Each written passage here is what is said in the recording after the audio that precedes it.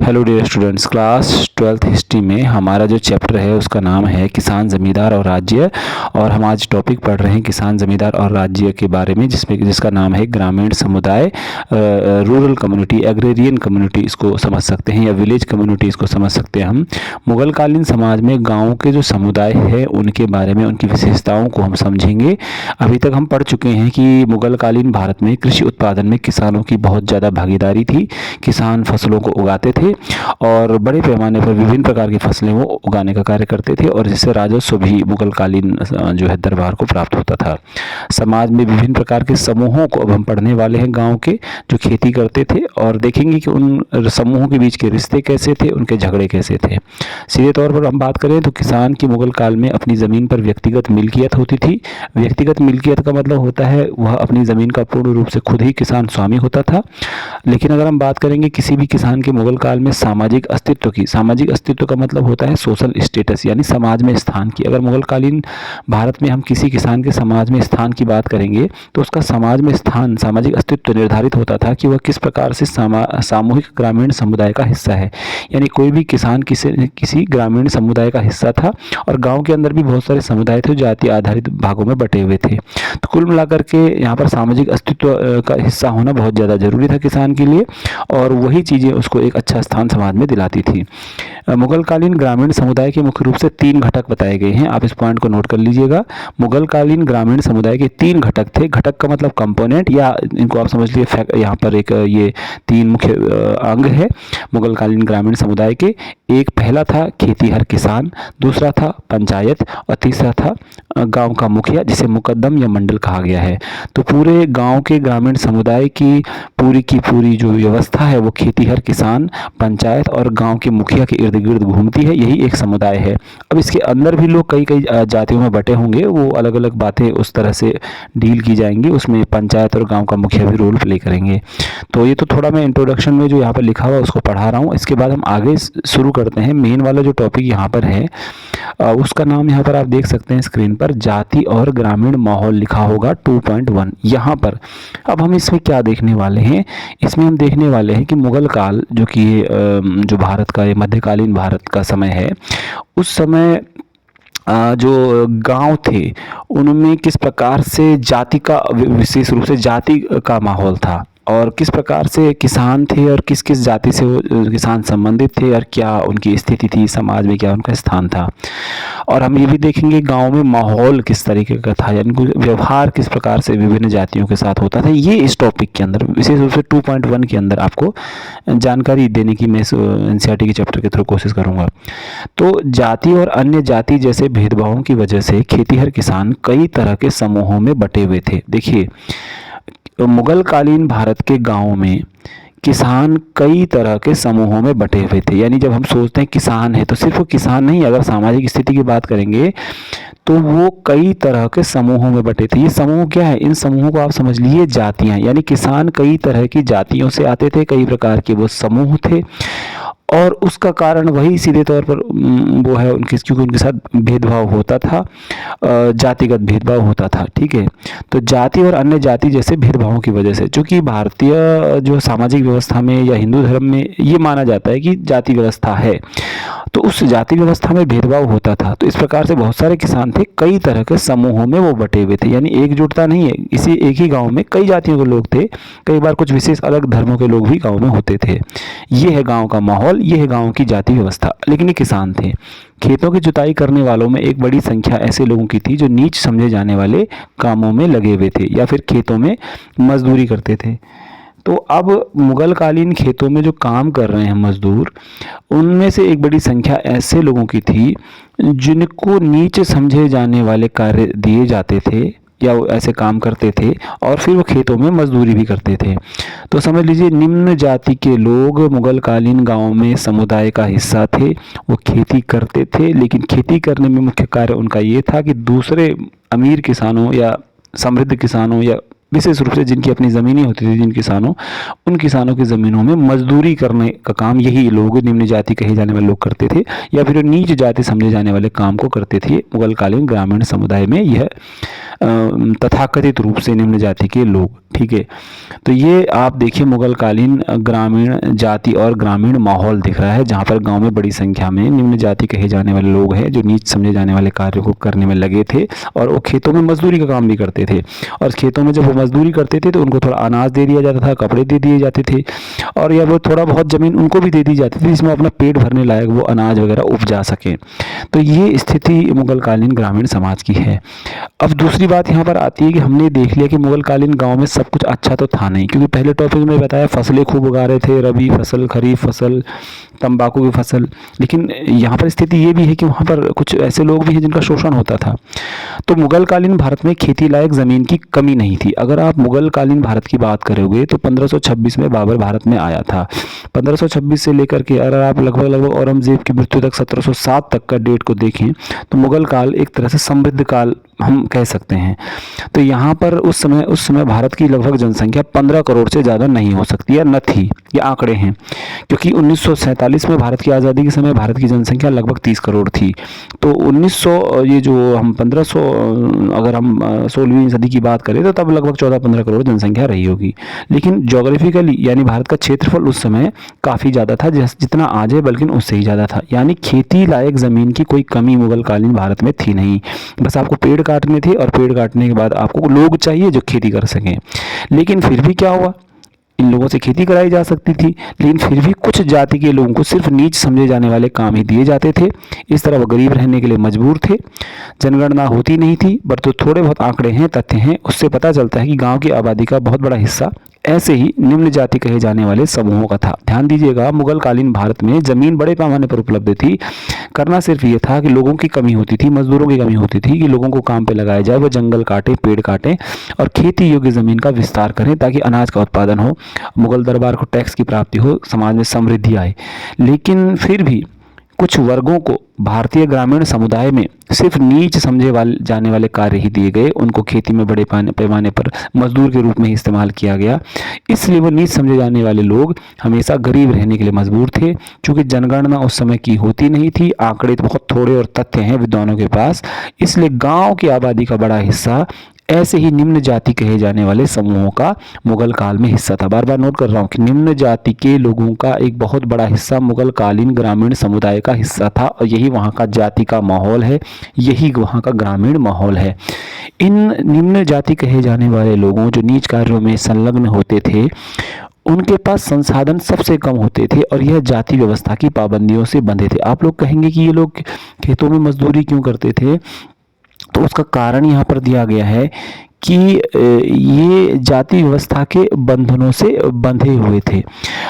जाति व्यवस्था जो है जिसमें कि समझ लीजिए ब्राह्मण, क्षत्रिय, वैश्य, शूद्र, इसके अलावा भी कई कैटेगरी आ गई थी जिनमें हमने समाज में चर्मकार हो गया, इसके अलावा हमने बहुत सारे चीज़ें देखी हैं, धोबी हो गया, माली हो गया, है ना, कई प्रकार की जातियां हिंदू समाज में बन चुकी थी और उन लोगों को वही काम करने थे जो उनको कहे जाते थे कि भाई तुम्हारी जाति यही काम करेगी। इस तरह कई पाबंदियों से ये गाँव में लोग फंसे हुए थे और इसलिए गरीब भी होते जा रहे थे, क्योंकि ये खेती किसानी में बड़े पैमाने पर इन्वॉल्व हो नहीं सकते थे, उस व्यापार में समृद्धि का लाभ उठा नहीं सकते थे। तो आज जैसी हालत, या जब भारत में जैसे हालात जो है बाद में जाकर के दलितों के हुए, उसी तरह की व्यवस्था मुगल कालीन हालात जो है उस समय के गाँव में उन नीच समझे जाने वाले लोगों की हो रखी थी। ये एक चित्र आपको दिखा रखा है मुगल कालीन भारत का, जो पंजाब प्रांत है उसका एक गाँव का दृश्य है, जिसमें कुछ महिलाएं यहाँ पे मसाले वगैरह कूटती हुई, कुछ महिलाएं शायद कपड़ा चरखे में काटती हुई, कुछ महिलाएं जानवरों के साथ कुछ गोबर उठाती हुई, कुछ महिलाएं बच्चों को लिए हुए, कुछ घरेलू काम करते हुए, कुछ पानी लाते हुए इत्यादि गतिविधियां एक ग्रामीण माहौल की दिखा रखी हैं। मुगल कालीन ये भारत की पंजाब की तस्वीर है। तो इस तरह से है। तो कुल मिलाकर के मुगल काल में दलितों की जैसी स्थिति ही निम्न जाति के लोगों की गाँव में थी और यही जातिगत माहौल था, यही गाँव का माहौल था। ये तो बात हुई हिंदू धर्म की। सब लोग मानते हैं कि हिंदू धर्म में जाति व्यवस्था है और कुछ कुछ आरोप ये लगते हैं कि जातिगत व्यवस्था में एक भेदभाव की व्यवस्था भी है। अब क्या उस समय गांव में हिंदू ही रहते थे? नहीं, क्योंकि मुगल कालीन भारत में मुसलमान भी गांव में रहते थे, वो भी किसान थे, वो भी खेती करते थे। लेकिन उन मुसलमान समुदायों के अंदर भी भेदभाव पनपने लग गया था, जैसे हिंदुओं के अंदर था, और वो भेदभाव जातिगत भेदभाव जैसा ही था। कैसे पता चलता है? कुछ ऐसे शब्द देखे गए हैं मुसलमान समुदायों में, जिनमें एक शब्द यहाँ पर लिखा होगा हलाल खोरान, और दूसरा शब्द लिखा है मल्लाहज़ादा। हलाल खोरान का मतलब मुसलमान समुदायों में कुछ लोगों को नीच समझे जाने वाले कार्य दिए जाते थे, और उनको गांव की हदों यानी गांव की सरहदों यानी गांव की सीमाओं की ही बाहर रहने को कहा जाता था। तो हलाल खोरान मुसलमानों में सब प्रचलित मध्यकाल के ग्रामीण समुदायों में प्रचलित शब्द था, जिसमें मुसलमान समुदाय के इन हलाल खोरान लोगों को गांव की सीमाओं के बाहर ही रहना पड़ता था। इस तरह उनके अंदर भी गांवों में जातिगत भावनाएं आ गई थी कहीं ना कहीं, और ये भेदभाव था, और ये भी खेती किसानी में पूर्णतया संलग्न नहीं हो सकते थे, या मजदूरी ही या इस तरह के कार्य नीच कार्य ही करते थे।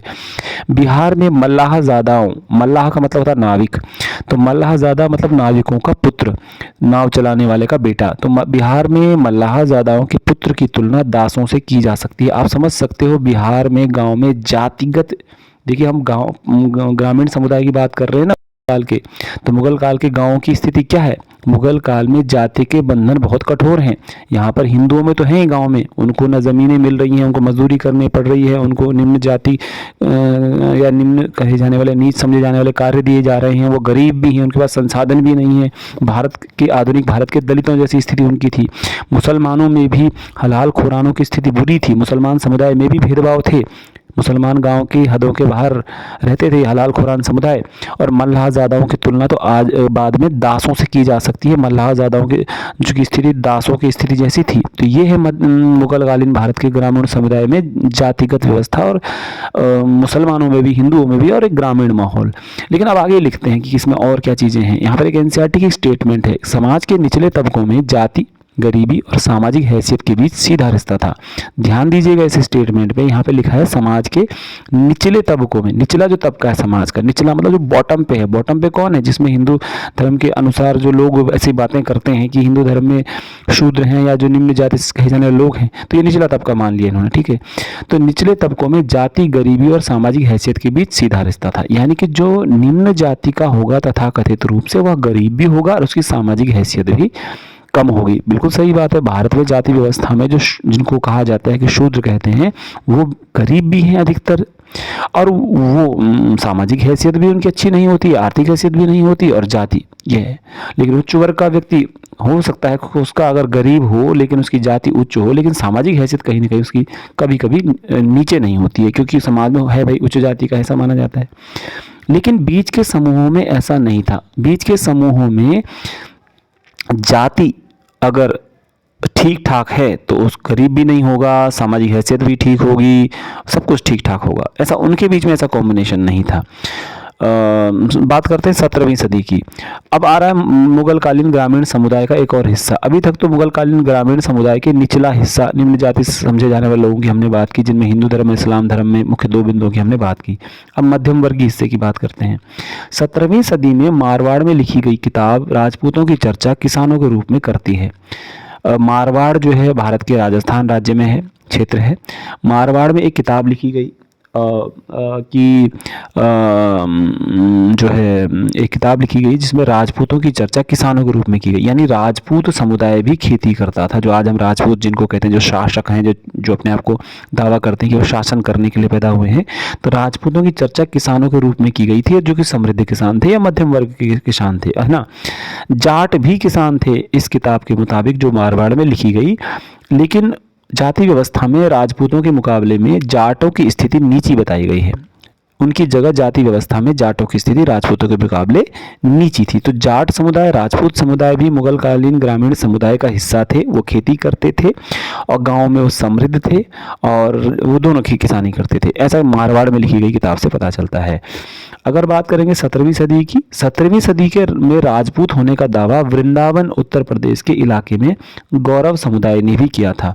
वृंदावन जो कि उत्तर प्रदेश का क्षेत्र है, मथुरा वृंदावन का क्षेत्र, वहाँ पर एक गौरव समुदाय था और इस गौरव समुदाय ने दावा किया कि वे चूंकि जमीन की जुताई के काम में लगे हैं और समृद्ध हो गए थे, तो उन्होंने राजपूत होने का दावा करना शुरू कर दिया। एनसीईआरटी थोड़ा कॉम्प्लिकेटेड होती है, तो जो मैं समझ पा रहा हूँ कि कुछ समुदाय ऐसे थे जो कि पिछड़े समुदाय थे उस समय मुगल काल में, लेकिन जब वो खेती से आय प्राप्त करने लग गए, इनकम उनको होने लग गई, थोड़ा थोड़ा लाभ उनको होने लग गया, तो समाज में उच्च स्थिति का दावा भी वो करने लग गए थे। जिनमें से एक गौरव समुदाय है जो कि पिछड़ा समुदाय ही वहाँ का था, जिसने बोला कि वो राजपूत हैं, वो राजपूत होने का दावा करने लग गए। यानी जैसे जैसे आर्थिक स्थिति सुधरती थी, तो कोई भी समुदाय जो निम्न समुदाय होता था वो अपने आप को उच्च स्थिति का दावा करने की कोशिश करता था। ये मुगल कालीन ग्रामीण समुदाय की स्थिति है। तो आपके पास एनसीईआरटी में क्वेश्चन बन भी सकता है कि वृंदावन के किस समुदाय ने राजपूत होने का दावा किया, तो वो गौरव समुदाय है। और वो ध्यान रख लीजिएगा कि ये ज़मीन की जुताई के काम में ये लगे हुए थे गौरव समुदाय के लोग। मतलब होता क्या है कि आमतौर पर बहुत बड़ा वर्ग खुद खेती नहीं करता था, लेकिन राजपूत लोग जो है वो खेती करते थे, है ना। गौरव समुदाय खेती कर रहा था बड़े पैमाने पर, लेकिन उसने कहा कि हम भी राजपूत हैं, ठीक है, लेकिन ये ग्रामीण समुदाय का हिस्सा है। पशुपालन और बागवानी में बढ़ते मुनाफे की वजह से अहीर, गुज्जर और माली जैसी जातियां सामाजिक सीढ़ी में ऊपर उठी। तो जैसे कि पशुपालन, जानवरों को पालना, मुगल काल में बड़े पैमाने पर आर्थिक गतिविधियां चलती थी, नकदी का प्रभाव बढ़ रहा था। तो बागवानी हो गई जिसमें हॉर्टिकल्चर, फसलें उगाना आदि, सब्जियां उगाना आदि, पशुपालन, जानवरों को पालना आदि, दूध का व्यवसाय, इसमें लगातार मुनाफा बढ़ रहा था, प्रॉफिट बढ़ रहा था, लाभ बढ़ रहा था। तो अहीर जाति भी पशुपालन से संबंधित है उत्तर प्रदेश में। गुज्जर जाति जो पशुपालन से जुड़ी हुई प्रसिद्ध जाति है। माली जाति जो बागवानी से जुड़ी जाति थी। बहुत सारी जातियाँ बिहार यूपी में हैं। तो ये सभी जातियां जब इनको लाभ होने लग गया गाँव में, तो इन्होंने सामाजिक स्थिति सुधरी इनकी, ये सामाजिक सीढ़ी में ऊपर उठी लिखा हुआ है। यानी कि जो पहले निम्न समझी जाती थी कुछ जातियां मुगल काल में ही, जिनमें गुज्जर, माली, अहीर थे, जब इनको लाभ प्राप्त हुआ इनके प्रोफेशन में, इनके पेशे में, जो इनके पेशे थे, पशुपालन का पेशा, माली का पेशा, तो इन्होंने अपनी सामाजिक स्थिति को सुधारा और उच्च सामाजिक स्थिति का दावा किया। इन्होंने कहा भाई हम जो है समाज में उच्च स्थान रखते हैं, हम उच्च जाति के बनना चाहते हैं, या फिर हमको समाज में अच्छा स्थान दिया जाए। और बाद में अहीर, गुज्जर और माली आर्थिक रूप से संपन्न हो गए और सामाजिक स्थिति में भी इनके सुधार हो गया। आगे बात करते हैं पूर्वी भारत की। पूर्वी भारत में या पूर्वी इलाकों में पशुपालक और मछुआरी जातियां जैसे सदगोप व कैवर्त भी किसानों की सी सामाजिक स्थिति पाने लग गए। अगर आप पूर्वी भारत की बात करोगे, अगर पूर्वी भारत का मतलब यहाँ पर मुख्य रूप से आप बंगाल को समझिए, बंगाल वाला क्षेत्र। बंगाल में दो जातियां, उसमें से एक का नाम था सदगोप और एक का नाम था कैवर्त। कैवर्त का मतलब बाद में इसको बोलते हैं केवट। तो मछुआरी जाति है कैवर्त और पशुपालक जाति है सदगोप। सद में सद का मतलब होता है अच्छा, गोप मतलब ग्वाला, अच्छा ग्वाला या पवित्र ग्वाला। तो पशुपालन में लगे हुए सदगोप नाम की, कैवर्त नाम की तथाकथित निम्न जातियों ने भी जो है किसानों की इसी असामाजिक स्थिति पाली। यानी ये भी खेती किसानी करने लग गए थे और ये भी किसान होने का दावा करने लग गए थे और इनकी स्थिति भी समाज में ठीक ठाक होने लग गई थी, क्योंकि आर्थिक रूप से संपन्न होते जा रहे थे। तो कुल मिलाकर के इस टॉपिक को पढ़ने का परिणाम क्या निकला, क्योंकि थोड़ा सा मुझे खुद कॉम्प्लिकेटेड लग रहा है, लेकिन हम इस टॉपिक में जो हमारी हेडिंग थी वो ये थी कि मुगल काल में जाति और ग्रामीण माहौल किस प्रकार का था। तो आप उसमें पहले लिखोगे मुगल काल में ग्रामीण समुदाय का बहुत बड़ा हिस्सा निम्न या नीच जाति कहे जाने वाले लोगों का था, जिनको कि नीच समझे जाने वाले कार्य ही दिए जाते थे। खेतों में मात्र वो मजदूरी करने के लिए विवश किए जाते थे और वो गरीब थे, वो संसाधन विहीन थे, उनकी आर्थिक स्थिति अच्छी नहीं थी। आधुनिक भारत के दलितों के समान ही उनकी स्थिति हुआ करती थी। ये पूर्णतया पूरी स्थिति उस जमाने में हुआ करती थी उस समय मुगल कालीन भारत के अंतर्गत। फिर दूसरा अगर पॉइंट आप लिखोगे मुसलमानों में ग्रामीण समुदाय में क्या स्थिति थी। मुसलमानों में हलाल खुरान और मल्लाह जैसा ज़्यादा जैसे शब्द बताते हैं किस प्रकार से वहाँ यहाँ पर भी बुरी स्थिति थी। अगर जाटों का अगर आप जिक्र करते हैं अपने फैक्ट में एनसीईआरटी में जाट लिख लीजिएगा, राजपूत लिख दीजिएगा जिन्होंने अपने आपको किसान होने का दावा किया, जो किसानी करते थे, खेती करते थे। भले जाटों की स्थिति राजपूतों से कम उस किताब में बताई गई है। इसके अलावा आप चर्चा करेंगे गौरव समुदाय की, जिसने कि अपने आप को राजपूत होने का दावा पेश किया। अहीर जाति, माली जाति, गुज्जर जाति की, जिन्होंने आर्थिक स्थिति तो संभाली अपने और बाद में उच्च सामाजिक स्थिति का दावा किया। पूर्वी भारत में कौन से समुदाय थे। पूर्वी भारत में समुदाय थे सदगोप और कैवर्त, जिन्होंने उच्च सामाजिक स्थिति का दावा किया और किसानी में लग गए, किसान किसानों के सामाजिक स्थिति तक वो आ गए थे, जबकि वो मछुआरे थे, वो पशुपालक थे। इस प्रकार से खेती में जो है कई जो वर्ग जो नए भी जुड़ने लग गए थे, कैवर्त हो गए, अहीर हो गए, है ना, जाट हो गए, राजपूत हो गए। खेती में इतना लाभ था। ये है, तो ये पूरे सब लोग सदगोप आदि जितने अहीर आप समझ रहे हो, सब के सब किसान ही हैं। ये पहले कुछ और पेशे थे इनके, धीरे धीरे करके खेतीहर किसान बन गए। ये हैं समूह, दोबारा नाम लिख रहा हूँ, खेतीहर किसानों के समूहों के नाम लिखिए। राजपूत खेतीहर किसानों का एक समूह था। इसके अलावा जाट खेतीहर किसानों का एक समूह बन चुका था। अहीर खेतीहर किसानों का एक समूह था। सदगोप खेतीहर किसानों का एक समूह था। कैवर्त खेतीहर किसानों का एक समूह था। गौरव समुदाय खेतीहर किसानों का एक समूह था। माली खेतीहर समुदाय था। निम्न जाति कहे जाने लोग खेतीहर किसानों का समूह था। ये वर्ग था। बस मुसलमानों में हलाल खोरान जो है गांव के बाहर रहेंगे, नीच समझे जाने वाले कार्य करेंगे, और मल्लाह ज़्यादा। कैसा आपको ये वीडियो लगा मुझे ज़रूर बताइएगा। इस वीडियो को देखने के लिए धन्यवाद। Thank you very much.